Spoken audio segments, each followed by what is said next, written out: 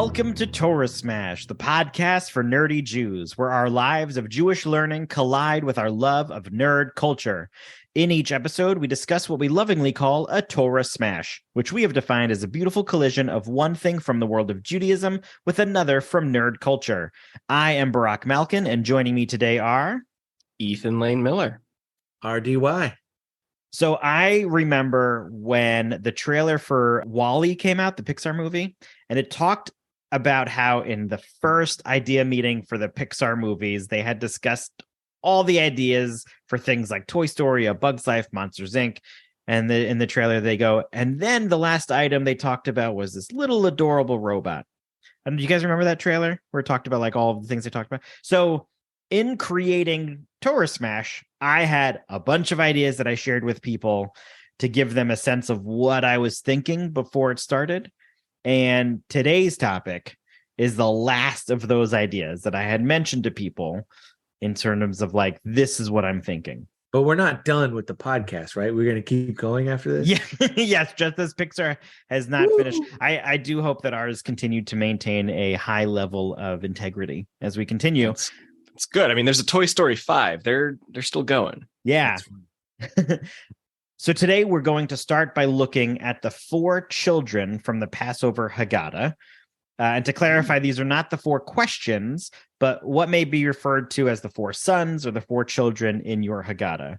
So for my friend Jason, who isn't Jewish, in case he's never attended a Passover seder, Passover is the Jewish holiday that falls in the spring, where we recite the story of Moses leading the Jews out of the servitude of Pharaoh in Egypt and onto their 40-year adventure to find the promised land. We celebrate at a dinner called a seder, which is the Hebrew word for order, and it's very interactive, with lots of great references and teachings, so even the youngest among us can participate and learn the importance of things like matzah. In this Seder, we read a book called the Haggadah, and there is a part where we learn about these four children who ask four different questions. And again, to clarify, these are not the Manishtana four questions, but what may be referred to as the four sons. And they tell us the main characteristics of each of these four children. They describe them as the wise one, the wicked one, the simple one, and the one unable to ask. The really interesting thing about these four characters is that I once read a pretty fantastical rumor that four TV show characters were actually based on these four different personality types. So what do you think we're going to take a look at through the lens of this part of the Passover Haggadah? Oh, this is tickling like some sort of memory. Like I have a memory like I've heard this before, but I don't remember. Oh, I was wondering because, as I said, this as I talked to people about what I was thinking for Torah Smash, this was always one of the things I mentioned. I was worried you guys would have remembered it. So does this... Okay. Oh, now that you said that, I do remember, but I'm going to say what I was going to say anyway. Okay. Does Homer count as a child? Does Homer? Because Homer would be the simple child. Lisa would be the wise, Bart the wicked, and Maggie the one who doesn't know how to ask. And what about Marge? She's chopped liver? She's not a child. She's the adult in the relationship. Oh, I see. I don't think they have to be counted. Yes, they're the four children from the Haggadah, but I said four characters, but they could be children. You could have counted Milhouse or somebody. Okay. But the four, yeah, okay. All right. Well, because you mentioned it before, I remember. Ethan, do you have a guess? Yeah, I almost want to go with Futurama. Ooh. So like Fry's I mean, we're staying with like, the same genre, I think there, but like Fry's the simple one, Bender's the evil, rebellious one. I mean, the problem is I'm not sure any of them are actually wise. None of them. I would say if anybody, Leela would be considered wise. Yeah, I mean, actually, I thought Leela would be the one who doesn't know how to ask. Well, you're wrong. It's okay. Oh, okay, great. Yeah. Okay. So RDY, would you like to take another guess? Yeah, this is not really a guess. Because the one who doesn't know how to ask, and the reason I went with Maggie is because all she does is go. But there's another show that it has only four children as the main characters, and the one who doesn't know how to ask. And so I'm going to go with South Park. Yeah, so that's right. Ding, ding, ding, ding, ding. Today, we're going to look at the 4 main 10-year-olds of South Park, Colorado, and how the 4 children of the Passover Haggadah possibly influenced the group. Kyle is the wise one. I'm really glad you got that right, RDY. So you didn't have to guess anymore? No, because it would have been really embarrassing if you were like, I definitely got this. We're like, it just tells me how often people actually listen to me when I talk. What was that? So Kyle is the wise one, Cartman as the wicked one, Stan as the simple one, and my favorite, as RDY mentioned, Kenny as the one unable to ask. Can I throw in a little known fact about RDY? Sure. I was in a pilot for a cartoon. So I was a voice actor in a pilot for a cartoon. And the character that I played, I played a few characters, but the main character that I played was named Braceface. And he was modeled after Kenny, but instead of it was were all of my lines. Just the sound of chewing all the time, like trying to get something out of his teeth. Oh, geez. It sounds so irritating. It was kind of gross. Nice. So for those whose initial responses were the same skeptical, what, like me when I heard it, let me just say that I'm not completely convinced, but I do think that there's some tiny possibility. And there's enough here for us to explore. So let's explore. Firstly, there are 2 creators of South Park, Trey Parker and Matt Stone. If you're not familiar with their work on South Park, they also wrote Team America World Police and the Broadway musical hit The Book of Mormon, which won, I think, 9 Tony Awards. So much fun. Trey Parker is not Jewish, but Matt Stone describes himself as ethnically Jewish since his mom is Jewish. And from my research, though, both of them consider themselves to be atheist. But I will say, even though neither of them describe themselves as practicing Jews or of any religion, from all of their content they put out, they seem extremely knowledgeable and are not ignorant to religious texts. So it's from that fact that I think I choose to believe there's a possible connection here. It's very interesting. Mm-hmm. Have they ever been like directly asked that? If they're Jewish or they've been no, not the religion, but like the this South Park connection, right? Like on a meta level, has anyone actually asked them like the topic of this episode? No, I don't know. Hey, listeners, if you're Facebook friends with Trey Parker and Matt Stone, just give them a simple tag. Let us so we can all get this solved once and for all. So the theory I had seen is that the 4 characters of South Park are based on the 4 children of the Passover seder. And for today, we're going to look at each of them through the lens of the questions that the 4 children ask. And that's going to be our exploration today. That's sort of like this text study we're doing, is through the Haggadah language. And for this episode, I'm going to use the text from the Haggadah my family uses, which is the revised edition from the CCAR that was most recently republished in 1994. I love the CCAR. Oh, good. I just wanted to say that in case they're listening. Happy to have you as a supporter. Oh, have you guys seen South Park? A couple of episodes. Nope. I saw the movie. I didn't really like it. Okay. I think though this is a good starting point. I didn't know if either of you had seen the show. It's a big no for me. I've seen 1 episode. Which episode? I don't even remember. No. I've seen the Tom Cruise Scientology one. That's the one. Oh, okay. I remember an episode where Satan and Jesus had a boxing match. Oh, okay. I haven't seen all the episodes. I've seen enough of them. You know, it had come out. I think we talked about this on another episode, how I was a fan of Celebrity Deathmatch, the stop animation claymation. This show came out just on the tail end of that. And so I think the stop animation of South Park intrigued me and interested me and had the similar humor style as Celebrity Deathmatch. And I think that's why I was so interested in it when it came out. But I have not seen every episode. I've gone back, I've watched a bunch of the specials, but I think people have a general knowledge of these characters for us to be able to explore this theory today. For sure. And I definitely know the 4 children of the Passover Haggadah, so I can Great. Pipe in there. Awesome.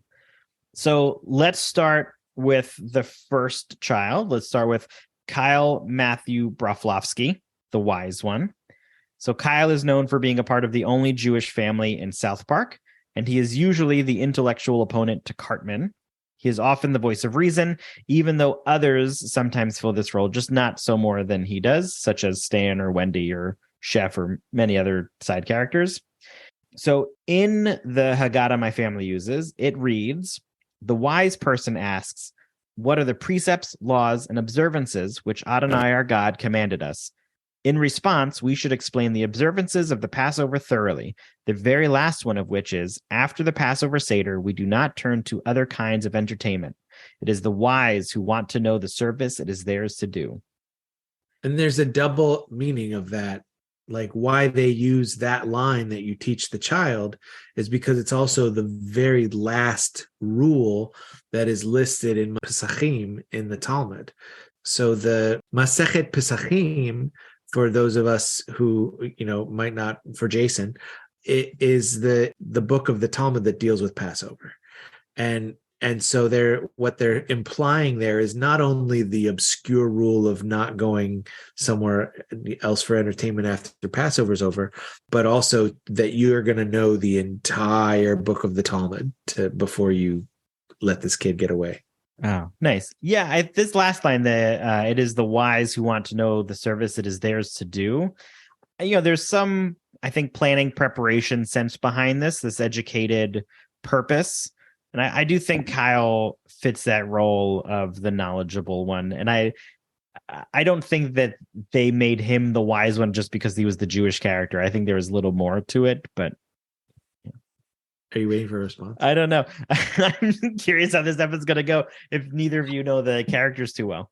All right. Well, I'm reading the Wikipedia page on Kyle Broflovsky. Mm-hmm. It's funny that you opened up Wikipedia on Kyle Broflovsky, where I opened up a digital Haggadah. Oh, that's great. Yeah, it's interesting. So it says, while Parker and Stone portray Kyle as having common childlike tendencies, his dialogue is often intended to reflect stances and views on more adult-oriented issues. It has been cited in numerous publications by experts in the field of politics, religion, popular culture, and philosophy. Yeah, he's very educated for a 10-year-old, like very knowledgeable. I think that's why he fits fits the wise one as the role for this. Mm-hmm. Yeah. All right, so we can move on to the second character, Eric Theodore Cartman, the wicked one. And Cartman, he's the mean one. He's like, yeah, that's the one. Yeah, absolutely. So Cartman is an 8 to 10-year-old boy. And although he is a scheming, racist, cowardly, self-serving Machiavellian who functions as a juvenile sociopath, he has occasionally performed heroic acts despite lacking heroic traits. I think he's probably one of the more well-known, right behind Kenny. I think Cartman is probably the most well-known for his stuff. I'd even say Eric's more well-known than Kenny. Because Kenny always gets killed, right? Yeah. And also, like, you showed me Stan and Kyle. I could not tell you which was which. Cartman is a big guy, and Kenny has something over his face. Yeah, that's true. Yeah. Okay. So my family Haggadah reads, the wicked person says, what is this observance to you? Since he says to you and not to us, he rejects essentials of our faith, the unity of God and the community of Israel. Thus we respond sharply. It is because of what God did for me when I went forth from Egypt. For me, that is, and not for you. For had you been there, you would not have known redemption. The wicked one withdraws the self from anything beyond the self, and thus from the joy of redemption. Yeah. So I have so many issues with the wicked, and again, I don't know where this is going to go compared to Eric Cartman, but I think the idea of calling this child Rasha, which is evil, is something that we've rebelled against for a long time. And I say rebelled against on purpose because we've changed the word to rebellious child. Yes. And if it weren't for the rebellious child, we wouldn't have Reformed Judaism. So I'm also struck by the hypocrisy here because it focuses on how the wicked child says to you, whereas the wise child says, what are these testimonies, statutes, and judgments that Adonai our God commanded you? Well, no, you said that backwards. See, the wicked child says for me. He doesn't say for you. No, it's Yeah. the other way. That's our answer to the wicked child is for me. Oh, what is this observance to you? He says, and not to us. Because he Right. says you and not us. Right. Right. He's removed So- himself from the equation. Exactly. So has the Chacham. So has the wise one. Because the wise one says, what are these testimonies, statutes, and judgments that Adonai our God commanded you? Oh, mine says so us. Okay. My edit says us. Oh, this is So interesting. that edit is probably to remove the hypocrisy, because the original Hebrew of a Haggadah says, Asher tziva Adonai Eloheinu etchem. And so that Adonai our God has commanded, etchem is you, and really y'all. So it's like everyone here but me. From South Israel. This my edit has the wise one says us and the wicked one says for you, removing himself from the equation. That's right. Yeah. Removed himself beyond anything beyond the self. And I Let me think take a moment and explain to our audience the importance of reading text in the original language. So that edit takes away some of the hypocrisy of the original text, but it's like we don't want to admit that we're all a little evil, that we're all, and we're definitely all rebellious. Well, I was going to explore a little more of the character thing on the next one, but the wicked one withdraws itself from anything beyond the self, and thus from the joy of redemption. Right. As you said, like the wicked is such a strong term for this person who is learning about the world around them, that their focus starts right when we do education stuff. We know that young children are aware of themselves and their world. And this is a 8 to 10-year-old child. They're forming, they're getting there.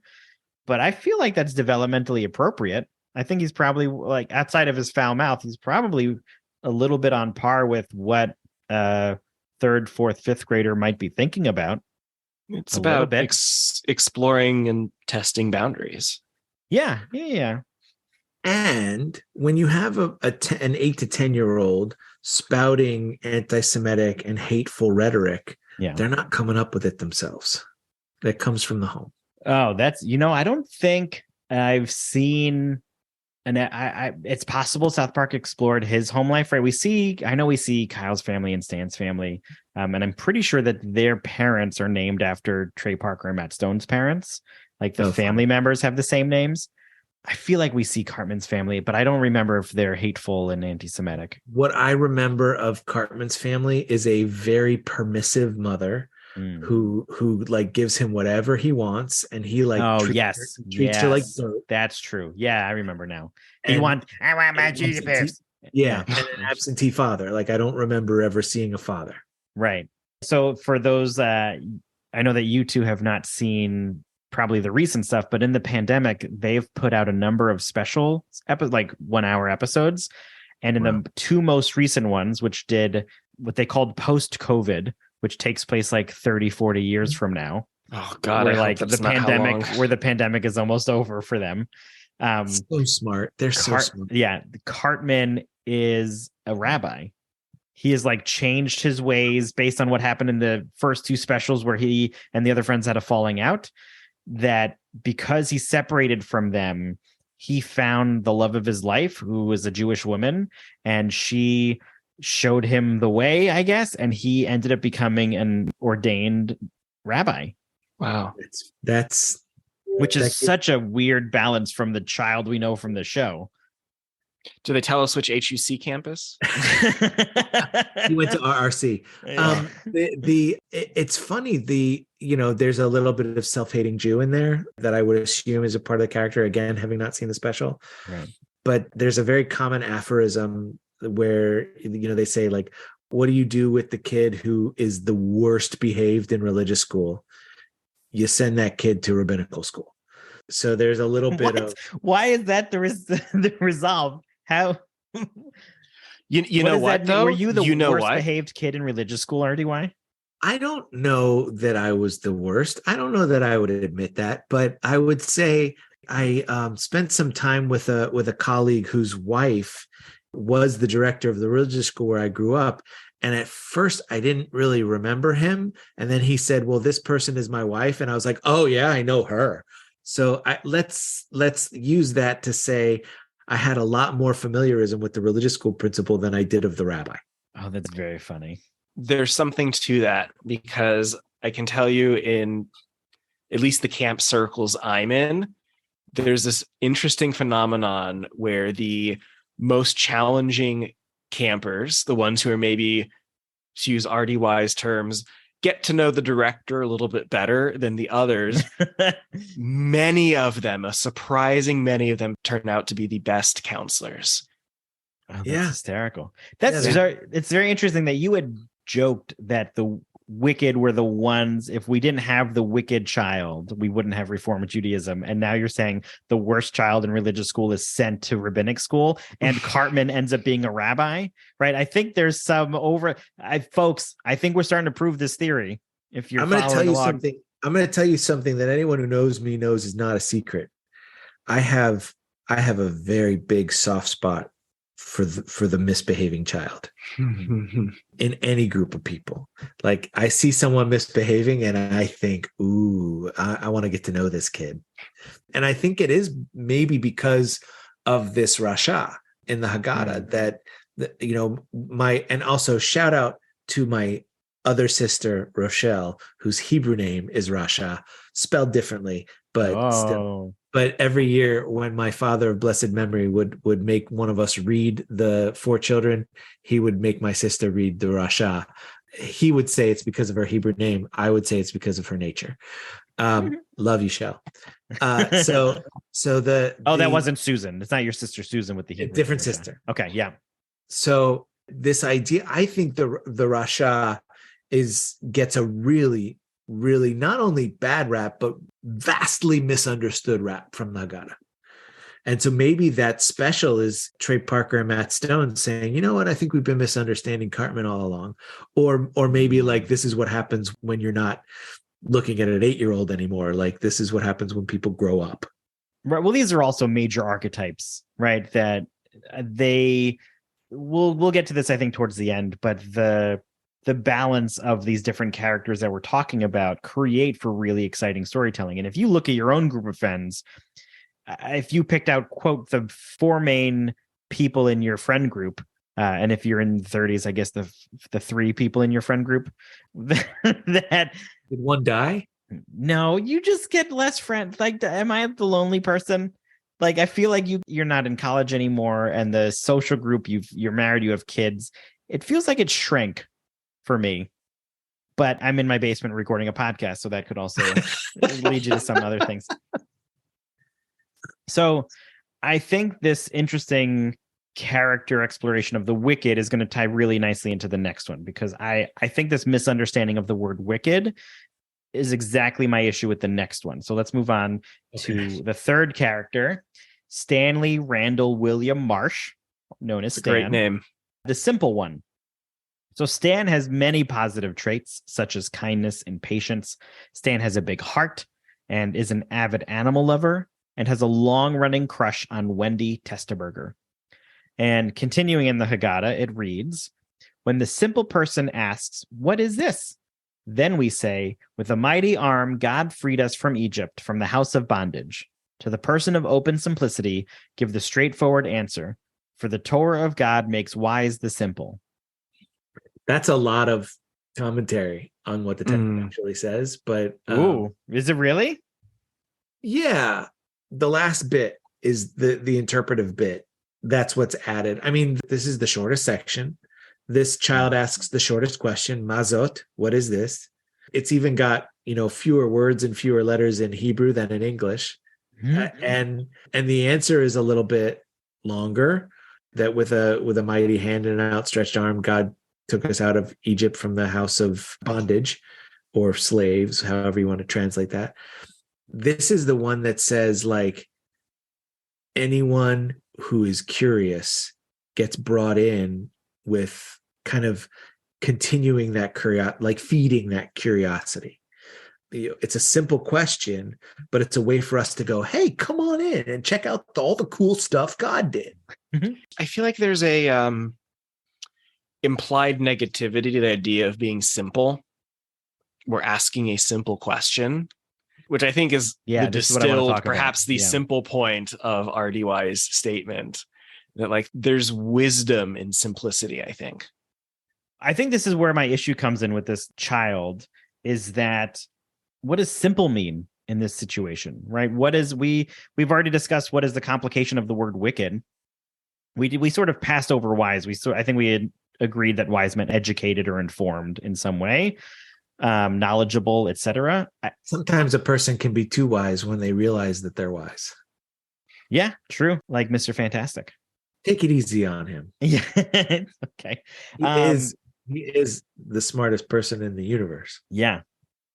So I think that simple in this means just something other than headstrong or head smart. I think in a lot of situations that we're exploring this, it just means that their heart is stronger than their head. Right. There's this openness that, as you said, like the curiosity, there's this openness that's welcoming, this vulnerability that perhaps they don't have all of the knowledge of the wise child, but that their strength is in another part of their character. And so I'm conflicted with this word simple on this, because I think there's, as Ethan said, there's a negativity around it. And I think it's just because Torah biblical study wants you to study Torah, and so you must be simple if you aren't knowledgeable about the Torah. A blank slate can take anything. Mm-hmm. But your explanation that you claim is a difficulty with it actually touches on another meaning of Tom. Tom is the Hebrew word for simple. I thought you knew another South Park character I didn't know about. Named Tom. Named Tom. So yeah, Tom is Kyle's little brother. So Tom, spelled Tav Mem Sofit, is the word that means simple, as in simple child, or maybe even simpleton.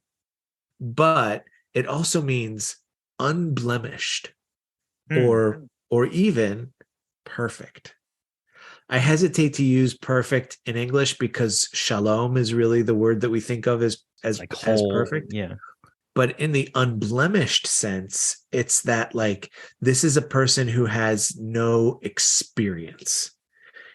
Even though they have intelligence in other areas, they just haven't experienced the world.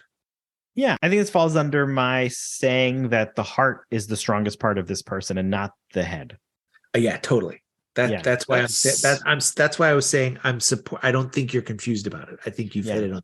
Yeah, that kind of also falls in line with the idea of what is wisdom, setting it aside from like intelligence. Mm-hmm. Yeah. Yes. Intelligence tells you a tomato is a fruit. Wisdom tells you not to put it in a fruit salad. Mm-hmm. All right. So it sounds like we're all in agreement that the simple one is just the one with the biggest heart. We agree? Sure. Yeah, I like that. Yeah. And I think Stan fits that one, right? This never-ending crush on Wendy Testerberger, his like love of the animals.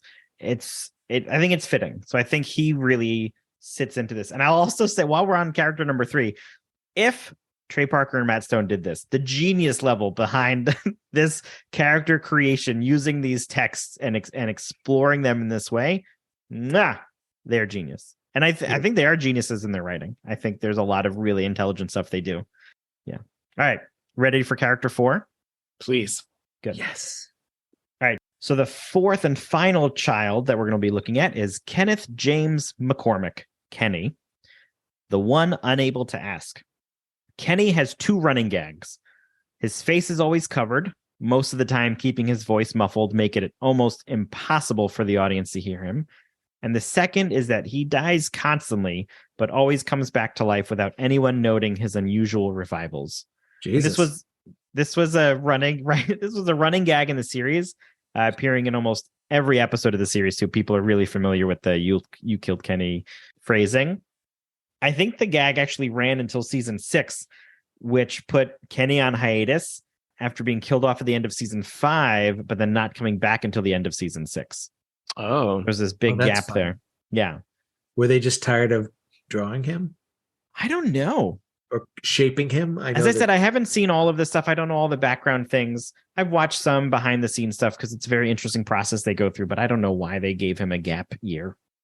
So in the Haggadah, it says, with the person unable to ask, you must begin yourself. As it is written, you shall tell your child on that day, saying, this is because of what God did for me when I went free from Egypt. With the one who has no need to know, no will to serve, you must begin yourself to awaken the need to give the will. Do you notice anything about that quoted portion? What you tell the kid, a part of that should be in quotes. Yeah, the quotes are, this is because of what God did for me when I went free from Egypt. That one? Yeah. Notice anything about it? It's the same language as the wise one. It is the same, exactly the same language, same verse and everything. Oh. So which maybe tells you something about how Jews feel about people who don't talk.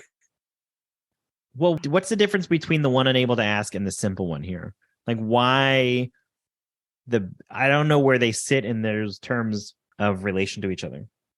I see the one who's simple or unblemished as someone who needs things distilled to a simple level, but the one who doesn't know how to ask doesn't even have the vocabulary to know what's going on around them. I love that you're using Kenny here as the Eno Yodea Lishol, the one who doesn't know how to ask, because it's like right there. And yet Kenny, if I'm not mistaken, isn't everything Kenny says like totally vile swear words? Not everything. Actually, I think there's this, I'll say, double running gag on this point too. One side, yes, he curses a lot under the muffles. In fact, the opening song lyrics, he pretty much uses foul mouth language throughout. And because it was muffled, the censors didn't know it for many, many, many episodes, and it was kept in, and they didn't know. Once they discovered what he was actually saying, they had them change it. But the other side of this foul-mouthed, not able to hear him, is he's like a genius. He is super intelligent, super smart, just not known to be because nobody knows what he is saying. And even in those post-COVID specials, he is like a Nobel Prize winning doctor who ends up discovering how to do time travel. Like they've stretched these things into these episodes, but he's both extremely foul-mouthed and not able to be understood, and super smart and intelligent on the other side of it. So so to answer your question, they do say that one's ability to use swear words is a sign of intelligence. Oh, that's true. Yeah, but they all curse. So I don't.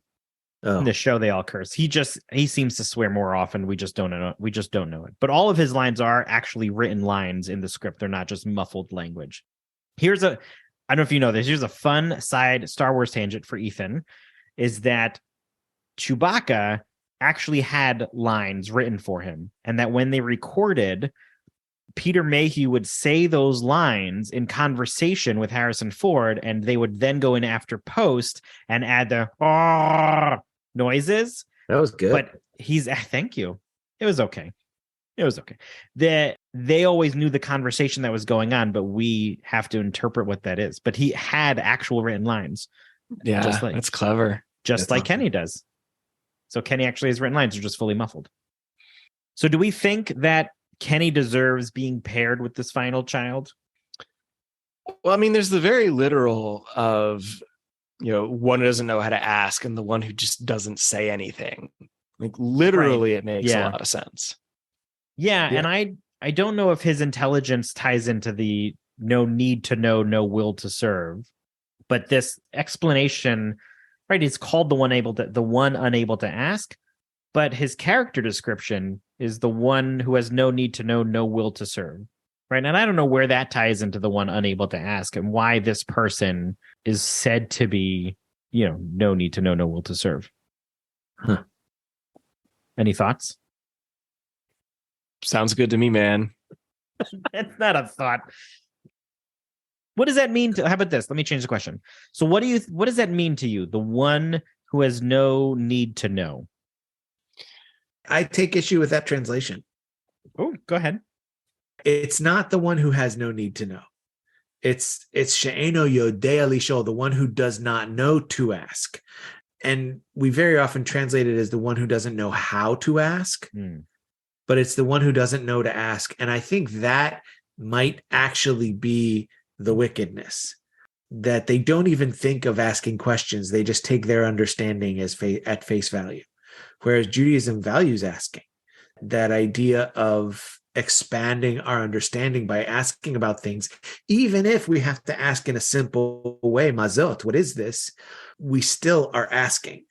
And I think that's why this one gets the same treatment as the wicked child, that, they're not asking even if they have a question. They take their own understanding at face value. And even if that means they're going to eventually someday be a doctor who understands time travel, imagine what that child could do if they would have been asking all this time instead of just understanding on their own.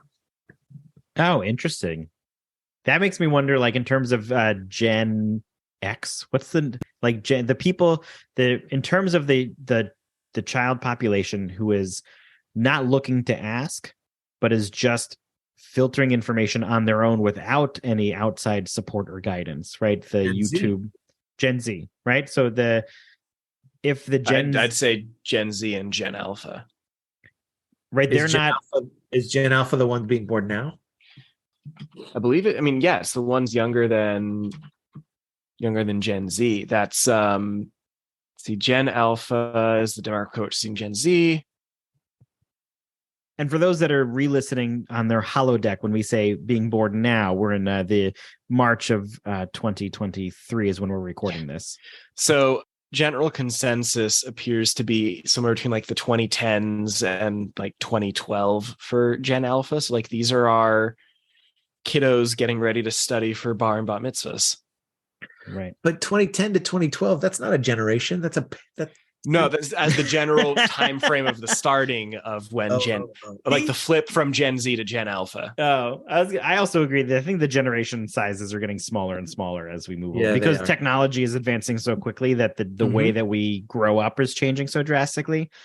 But I think that this really unable to ask, right, that these young learners are discovering on their own without sort of guidance or outside pieces of some sort of role model, so to speak, that through YouTube or through other internet sources, through ChatGPT, that they are learning on their own and asking the questions they want, but without any guidance outside of that. No will to serve. It was the second half of that piece, right? There's no sense. It does feel like this wicked child description, doesn't it? It really does. Yeah, I'm telling you. Can I also go back to the Chacham for a minute? This is the wise child. The Chacham is the wise child. I know that we've got colleagues and Jewishly educated listeners who are probably tearing their hair out wondering why this has not been said yet. So I'm going to say it now. There's a phrase from the Talmud, a section called Pirkei Avot, which is technically just a Mishnah, but another story for another time, that says, Ezehu Hacham Halomed Mikol Adam. So we know it because it rhymes. And what it means is, who is a wise person? One who learns from everyone. So if you really want to be a wise person, you're going to take in all of the learning from all of the teachers that you can get your hands on. And I think that might be a stark difference between the wise and the one who doesn't ask, or the one who doesn't know to ask, because they're kind of isolating themselves. Yeah, it says it is the wise who want to know the service it is theirs to do, and in service, that's towards others. You're not often service towards oneself, and so right, if that's the comparison to no will to serve, this feels like the wicked child description, if it's the opposite of those pieces. But that's a great text accompaniment for this. Thank you. Welcome.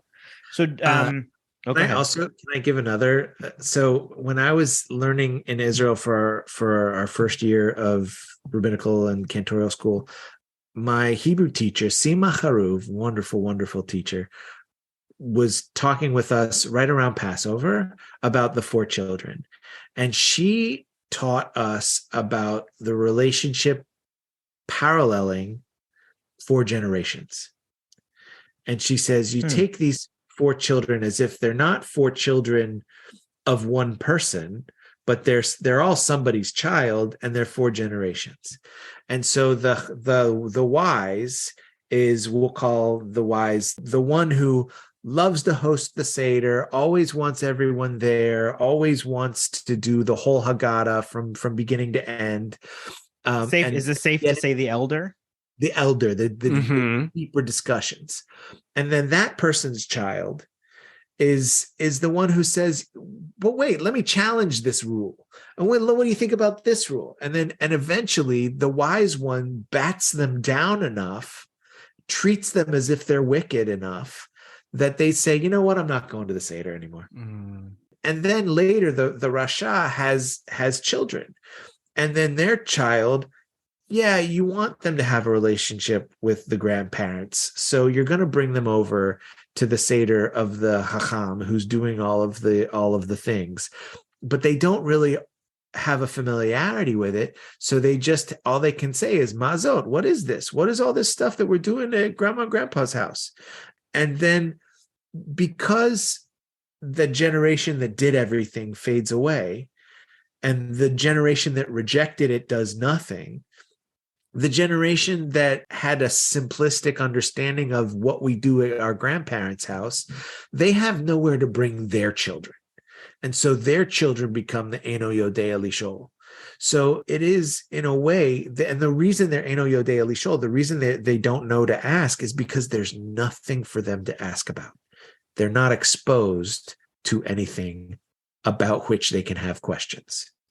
So the importance of doing Jewish is illustrated in these 4 generations, as Sima Haruv explained it to us, that we need to keep doing. And if we don't do, we only have a few generations before it's all lost. And that's where you get to people, look, Trey Parker, Matt Stone, I'm sure they're great people, but for Matt Stone to say, oh yeah, culturally Jewish, he is between a Rasha and a Tom. He's between the wicked and the simplistic. And Paul Rudd, who I absolutely love, who on between two ferns, he was asked, do you practice Judaism? He says, I don't practice, I've perfected it. And while the line is funny, the actual idea of him saying that he's not engaged with the Jewish community is very sad, because it teaches all of his fans who don't know any better that it's okay to not be engaged and just say you're Jewish. And then you become, as Jon Stewart claims, that he's as Jewish as Olive Garden is Italian. I would even say this goes beyond Jewish learning and education. I think it's a great parable, but I think this ties into other aspects or traits as well, in terms of other things that we want our household to have in terms of kindness or respect, that if the first person does it and if it's not treated properly, right, that swatting down you're talking about from the wise of like, don't question me. If you don't have that open heart for the next generation, a lot of things disappear, right? There's often this imbalance of generation to generation, because once children become teens and they rebel, they often don't feel like they want to continue what the parents have, because now it's their generation and they want to do their thing, not what my parents did. So often children are trying to do the opposite of their parent generation. So I think it expands, but I think that's a great analogy for just tradition, family tradition. Thank you to Sima Haruv. It's great. So do we think that this theory holds any water? Cheesy proofs? I think it is a very interesting comparison and a very interesting analysis, and in no way at all is what the creators intended. RDY, thoughts? I love it. I love that it's led to this discussion, and I do seriously doubt they did it on purpose. But I think anything that lends us to being able to expand our understanding of Jewish culture through any 4 people. Yeah, that's what we're all about. Yeah, I agree. And in fact, so I think I'm at the end of all this discussion, I think I'm still torn about if this is true or not true. I think I lean more towards the not true, but there's a tiny part of me that has this hope and wish that that for some reason Matt Stone's Jewish heritage like seeped into the South Park origins. So You sound to me like the people who like to claim that Abraham Lincoln was Jewish. Like Abraham Lincoln was Jewish? People he claim was that? not. He was not. Oh, thank you for clearing that up. But there was this whole, yes, it was on the internet, but there was this whole internet thing about Abraham Lincoln was Jewish. I don't even remember the reasons anymore, but they had all of these logical fallacy, quote unquote, reasons for why Abraham Lincoln was Jewish. So I think that as far as actual validity to the South Park boys, Yeah, we've got an Abraham Lincoln situation, but I fair. think that doesn't matter. Because no, I think it's a fun thing. I will also say, so to help round us out and to close out, my last question, which ties into what you just said, is what other 4 character groups do you think could also be attributed to these 4 character types, right? I think this was a really fun exploration in terms of South Park, mostly because they are so archetypal that Kenny not being able to ask and Cartman being wicked and Stan having such an open heart, like these fall in really nicely. I have a short list here of many other 4-person groups, but I wanted to see if you had any thoughts of other 4-person groups that you think might fall into these 4 archetypes of the wise, the wicked, the simple, and the one unable to ask. The 3 of us and Susan. I'm curious what you think the breakdown of the 3 of us is. Nope, not going to go there.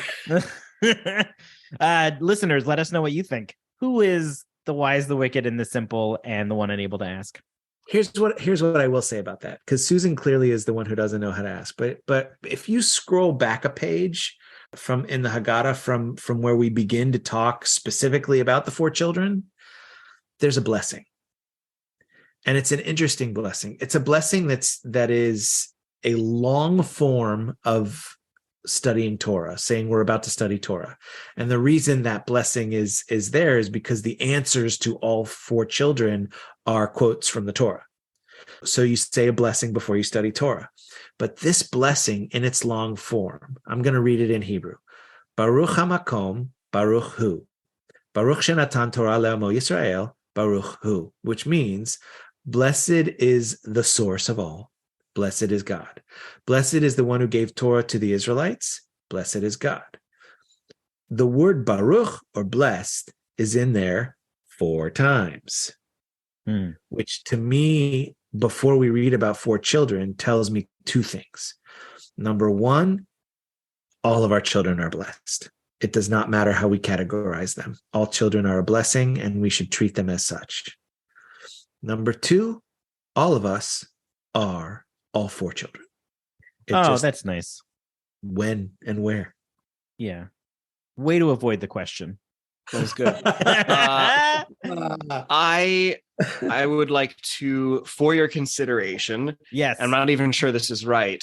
Does Seinfeld work? Probably. with Go the ahead. 4 children. Who do you think? I don't know. I haven't seen enough Seinfeld to I would this with push to say, when we confidence. think about these, think not of the titles that these questions have, but the descriptions that we've been doing, right? That wise means knowledgeable, that wicked means, self-serving, that simple is an open heart. Yeah. So George is the evil, rebellious one. I don't know. I might put George as simple because he's always the one who's like struggling with relationships. Not Kramer is the simple one. Oh, maybe Kramer. Maybe Kramer. You're probably right. Or is Kramer unasking? Kramer doesn't ask questions. He just comes in and tells us of his next crazy idea. Yeah. Thank you, RDY. Yeah. So George is simple. Kramer is unable to ask. And then you've got Elaine and Jerry, and one is wise and one is wicked. I'd like to offer up the Beatles. Oh, go ahead. Okay.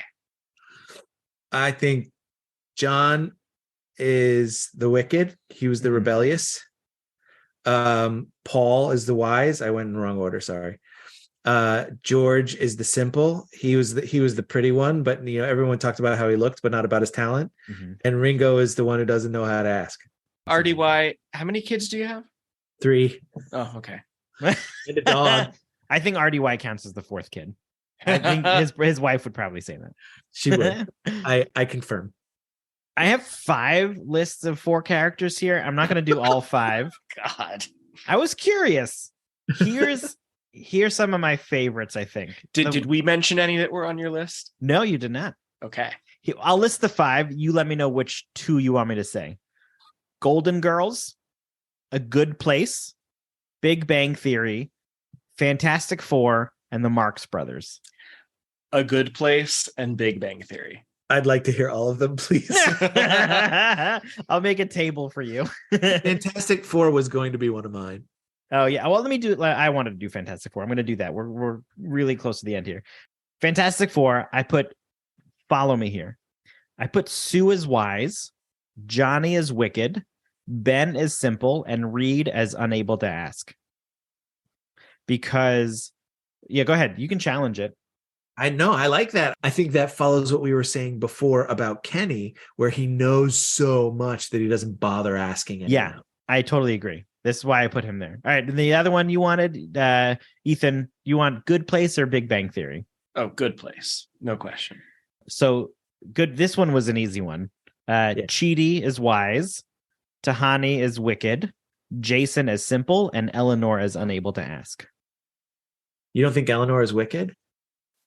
I think that she is such a no need to know, no will to serve person of that. Like, yes, but remember, I'm not going off of the titles. I'm going off of and I had this self-thought beforehand of what these might mean. Right. And that's where I'm sort of laying it out from. Yeah, not fair because you've had time to prepare. You're right, I know. Listeners, let us know your favorite 4 characters and how they fit into these character descriptors. I would love to hear that. I also would love to hear the Golden Girls. Real quick on one foot. Sophia as wise, Dorothy as wicked, Blanche as simple, and Rose as unable to ask. Interesting. Yeah. Again, remember, not based off of the titles, which is confusing because we use the titles, but based off of the conversations we have of like Blanche is simple because her focus is looks and relationships. I like that. I like that a lot. There's a lot. If you dig into some of these, there's reasons for why those are the choices I made. But that was super fun. Thank you, Barak, for being a friend. No, absolutely. And you too, Ethan. Oh, thank you. Sorry.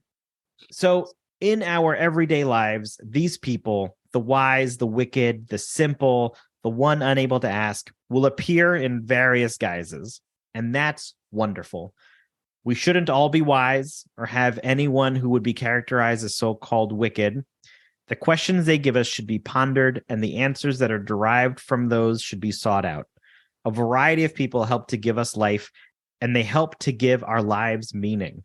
Surround yourself with people that are different from yourself, whether you're an adult living in a major populated city or you're in a small rural town and you are a never-aging foul-mouthed 10-year-old. Or if you're a Christmas poop. Christmas. You know the nice thing about Mr. Hanky is that he's not retelling the story of Hanukkah, or like that episode. They're not retelling the story of Hanukkah, or they're not bothering to sell us on like the 8 nights of presents. But instead, it's expressing the jealousy and estrangement and sadness of the holidays, particularly for children, right? And unlike Rudolph or Charlie Brown, there's nothing Kyle can do to prove his worth. Everyone else has to change. The town has to accept him. After all, like Mr. Hanky, the Christmas poop can be for everyone, right? So I'm glad that you mentioned him because that was an interesting Hanukkah episode where there wasn't like the same resolve you usually see. It was a very different purpose for Mr. Hanky. Sorry that I thought about okay. Mr. I've thought about the South Park episodes for a while, so to have a Mr. Hanky thought in my head, I already had a note ready to go for that. Ooh. Any other thoughts? None. That's great. Cool. Well, that'll do it for this episode of Torah Smash. Our fiscal sponsor is Jewish Creativity International.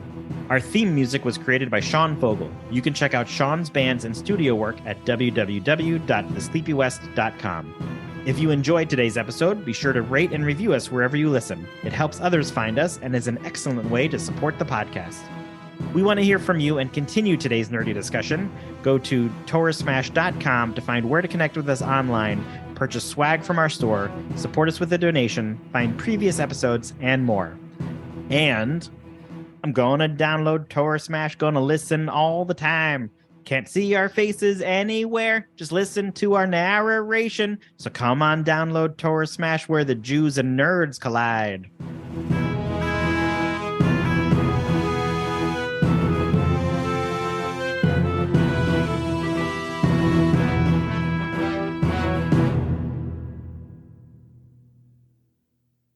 And I have a lot of preemptive reading stuff, but I just wanted to say, like, feel free to jump in and cut off and banter with me. Like, don't, even though I'm looking this way, I'm talking to you too. Mm-hmm. So welcome to Torah So Smash. Like cut you off whenever, or like just.